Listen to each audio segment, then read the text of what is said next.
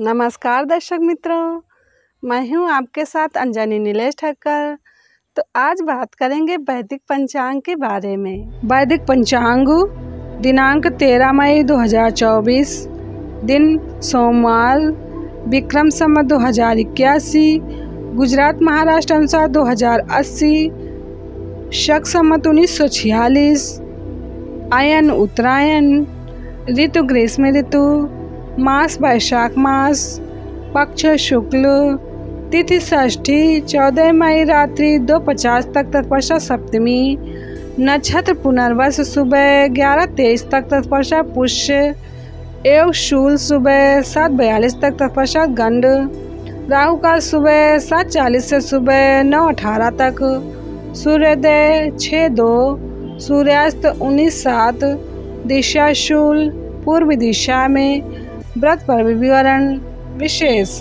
षष्ठी को नीम की पत्ती, फल या दातुन मुंह में डालने से नीच योनियों की प्राप्ति होती है। ब्रह्म पुराण ब्रह्मखंड। वैदिक पंचांग। विष्णुपदी वृषभ संक्रांति।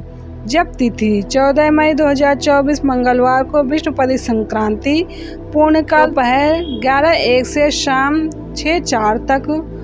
विष्णुपदी संक्रांति में किए गए जप, ध्यान व पुण्य कर्म का फल लाख गुना होता है। पद्म पुराण षष्ठी खंड। वैदिक पंचांग। गंगा जयंती महत्व। 14 मई 2024 मंगलवार को श्री गंगा जयंती, गंगा सप्तमी है। गंगा जयंती हिंदुओं का एक प्रमुख पर्व है। वैशाख शुक्ल सप्तमी के पावन दिन गंगा जी की उत्पत्ति हुई।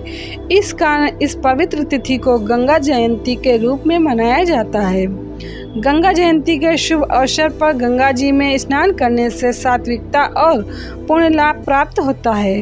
वैशाख शुक्ल सप्तमी का दिन संपूर्ण भारत में श्रद्धा व उत्साह के साथ मनाया जाता है। यह तिथि पवित्र नदी गंगा के पृथ्वी पर आने का पर्व है। गंगा जयंती। स्कंद पुराण, वाल्मीकि रामायण आदि ग्रंथों में गंगा जन्म की कथा वर्णित है। भारत की अनेक धार्मिक अवधारणाओं में गंगा नदी को देवी के रूप में दर्शाया गया है। अनेक पवित्र तीर्थ स्थल गंगा नदी के किनारे पर बसे हुए हैं। गंगा नदी को भारत की पवित्र नदियों में सबसे पवित्र नदी के रूप में पूजा जाता है। मान्यता है कि गंगा में स्नान करने से मनुष्य के समस्त पापों का नाश होता है। लोग गंगा के किनारे ही प्राण विसर्जन या अंतिम संस्कार की इच्छा रखते हैं तथा मृत्यु पश्चात गंगा में अपनी राख विसर्जित करना मोक्ष प्राप्ति के लिए आवश्यक समझते हैं। लोग गंगा घाटों पर पूजा अर्चना करते हैं और ध्यान लगाते हैं। गंगा जल को पवित्र समझा जाता है तथा समस्त संस्कारों में उसका होना आवश्यक माना गया है। गंगा जल को अमृत समान माना गया है। अनेक पर्वों और उत्सवों का गंगा से सीधा संबंध है। मकर संक्रांति, कुंभ और गंगा दशहरा के समय गंगा में स्नान, दान एवं दर्शन करना महत्वपूर्ण समझा माना गया है। गंगा पर अनेक प्रसिद्ध मेलों का आयोजन किया जाता है। गंगा तीर्थ स्थल संपूर्ण भारत में सांस्कृतिक एकता स्थापित करता है। गंगा जी के अनेक भक्ति ग्रंथ लिखे गए हैं, जिनमें श्री गंगा सहस्रनाम स्तोत्रम एवं गंगा आरती बहुत लोकप्रिय हैं। गंगा जन्म कथा।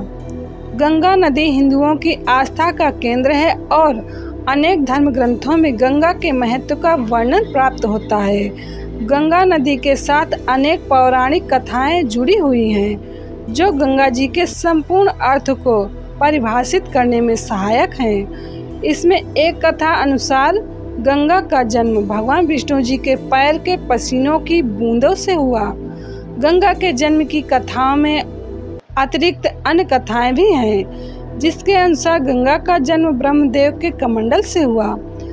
एक मान्यता है कि वामन रूप में राक्षस बलि से संस्कार को मुक्त कराने के बाद ब्रह्मदेव ने भगवान विष्णु जी के चरण धोए और इस जल को अपने कमंडल में भर लिया। और एक अन्य कथा अनुसार जब भगवान शिव जी ने नारद मुनि, ब्रह्मदेव तथा भगवान विष्णु जी के समक्ष गाना गाया तो इस संगीत के प्रभाव से भगवान विष्णु जी का पसीना बहकर निकलने लगा, जिससे ब्रह्मा जी ने उसे अपने कमंडल में भर लिया और इसी कमंडल के जल से गंगा का जन्म हुआ था। गंगा जयंती महत्व।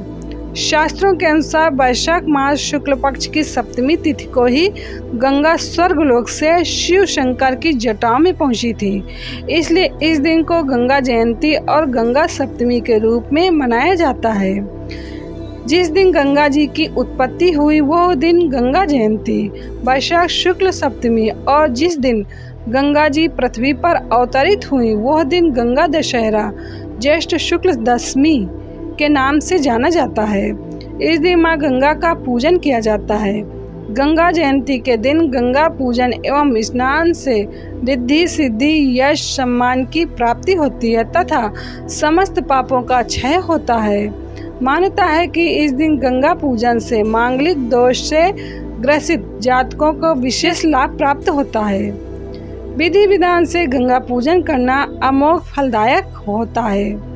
पुराणों के अनुसार गंगा विष्णु के अंगूठे से निकली हैं, जिसका पृथ्वी पर अवतरण भागीरथ के प्रयास से कपिल मुनि के शाप द्वारा भस्मीकृत हुए राजा सगर के 60,000 पुत्रों की अस्थियों का उद्धार करने के लिए हुआ था। तब उनके उद्धार के लिए राजा सगर के वंशज भागीरथ ने घोर तपस्या कर माता गंगा जी को प्रसन्न किया और धरती पर लेकर आए। गंगा के स्पर्श से ही सगर के 60,000 पुत्रों का उद्धार संभव हो सका। इसी कारण गंगा का दूसरा नाम भागीरथ पड़ा। वैदिक पंचांग। वैदिक पंचांग संपादक अंजनी बहन नीलेश ठक्कर। वैदिक पंचांग प्रकाशित सूरत शहर गुजरात। वैदिक पंचांग।